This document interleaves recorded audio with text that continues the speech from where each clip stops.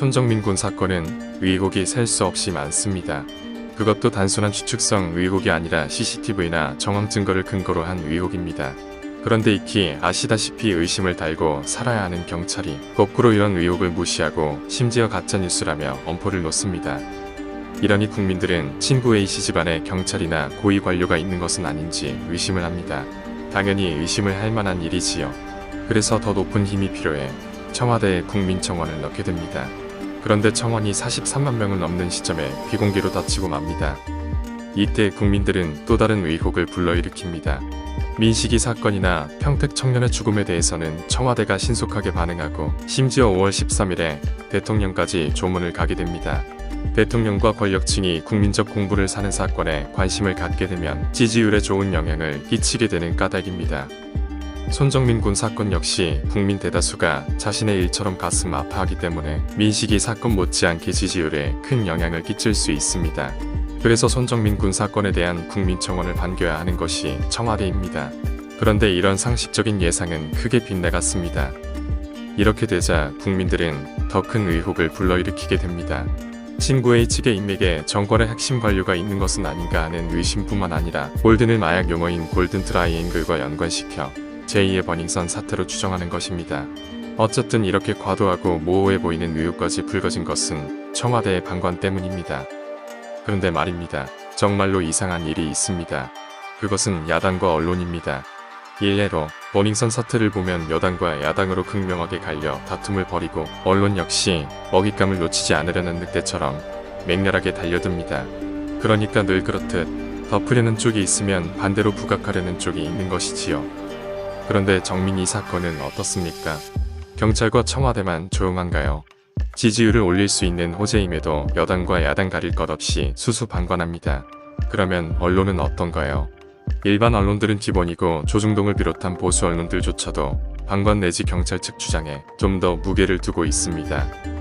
여러분, 정말 이상하지 않습니까? 원수가 외나무 다리에서 만났는데 무작정 포옹을 한다면 정말 기괴한 일일 것입니다. 오늘은 이 부분에 대해서 논평을 하고자 합니다. 논평에 앞서서 이것은 철저히 개인적인 생각임을 알려드립니다. 정민이 사건과 비슷한 전례가 있었습니다. 바로 박근혜 전 대통령의 탄핵 때입니다. 박근혜 전 대통령이 탄핵되면 10중 8구는 진보 정권이 들어서게 됩니다. 그런데도 보수 신문들이 앞장서서 박근혜 전 대통령의 탄핵에 앞장서게 됩니다. 보수 중의 보수인 조선일보가 선두에 서고 그 뒤를 JTBC와 동아일보가 따르면서 한겨레나 경향을 비롯한 모든 매체들이 일치단결하게 됩니다.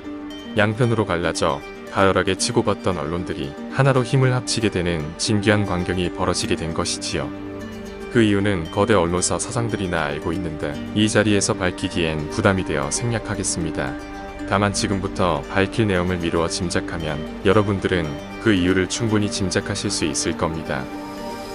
자, 그러면 묻겠습니다. 왜 야당과 보수 언론들마저 정민이 사건에 기업 조적으로 나오는 걸까요? 일부 매체들은 기업조를 넘어 적극적으로 경찰 쪽의 주장에 쏠려있기도 합니다. 도대체 왜 이러는 걸까요? 여러분, 역사를 보면 제후들이 한 나라 안에서 영역 다툼을 하다가도 외세가 침략하면 일치단결하게 됩니다. 왜 원수처럼 싸우다가 힘을 합치는 걸까요? 그건 이해타산이 일치하기 때문입니다. 자신들의 땅덩어리를 지키기 위한 공동의 목적이 있으니까요. 자, 이제 다시 묻겠습니다. 여러분, 언론사의 최대 적은 무엇일까요? 그건 자신들의 영역을 침해하는 그 무엇이 되겠지요. 그것이 무엇일까요? 바로 4차 산업혁명과 더불어 재편되는 신종 언론의 세계, 바로 인터넷 커뮤니티, 유튜브, SNS입니다. 가령 유튜브에서 평균적으로 몇십만의 조회수를 올리는 채널이 있다면 그건 웬만한 언론사와 같은 영향력을 발휘하게 됩니다. 그렇기에 신종 매체의 발달에 비례해서 기존 매체는 몰락의 길을 갈 수밖에 없습니다. 따라서 경찰이 정당한 목소리를 내는 인터넷 커뮤니티나 유튜브, SNS 등을 탄압하면 기득권 언론사 입장에서 나쁠 일이 없게 됩니다. 국회에서 입법을 통해 우리들에게 재갈을 물리려 해도 언론사들은 성토하는 대신 방관하는 것도 같은 이유입니다.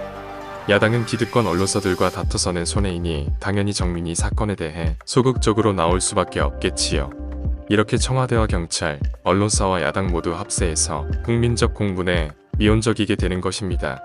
참으로 역사상 찾아보기 힘든 일입니다. 4차 산업혁명으로 사회가 빠르게 변하면서 발생한 희귀한 사건이며 그렇기에 정민 이 사건은 미래 사회로 나아가는 하나의 디딤돌이 될 것입니다. 한 개인의 사망 사건이지만 역사의 한 페이지를 장식할 가능성이 매우 높은 것이지요. 여러분, 인류 역사에서 가장 큰 사건이 무엇일까요? 역사학자들에게 투표를 진행하면 어떤 사건이 꼽힐까요? 그건 바로 프랑스 대혁명입니다. 토인비 박사가 얘기했듯 인류 역사는 소수의 지배 권력에 의해 이루어져 왔습니다. 그 통치 프레임을 완전히 뒤집어 시민이 주도하는 민주 프레임을 세운 것이 프랑스 대혁명입니다. 수만 년 인류의 역사가 통째로 뒤집어졌고 이 혁명이 도화선이 되어 국민이 주인이 되는 세상으로 빠르게 바뀌어 나가게 됩니다. 그래서 오늘날 우리는 주권제민의 자유민주주의 대한민국에서 살고 있는 것입니다. 주인인 우리는 언제든지 우리의 목소리를 높이고 투표를 통해 우리의 권리를 행사하고 있습니다. 그런데 말입니다. 권력자나 기득권 세력은 마치 향수병에 걸린 것처럼 프랑스 대혁명 이전의 세상을 그리워합니다. 원래 권력의 맛을 보면 그렇게 되는 것입니다. 그것을 막는 것이 바로 우리 국민의 지성이고 우리 국민의 용기입니다. 4차 산업혁명은 권력자와 지배계층이 더 이상 독재나 왕권을 그리워하지 않는 세상으로 만들 것입니다. 흠결 없는 자유민주주의 세상. 이제 우리는 한 단계 더 진보한 시대로 접어들고 있습니다. 그 길목에 지금 우리는 손정민 군 사건이라는 하나의 걸림돌을 맞이하고 있습니다. 우리가 굴복해 주저앉는다면 우리가 꿈꾸는 세상은 그만큼 후퇴하고 우리의 후손들은 더 많은 짐을 지게 될 것입니다. 어느 때보다 역사를 되돌아보게 하는 오늘입니다. 이상 버드보이스 논평을 마칩니다. 감사합니다. 공감하셨다면 구독을 누르고 이 영상을 널리 퍼뜨려주세요.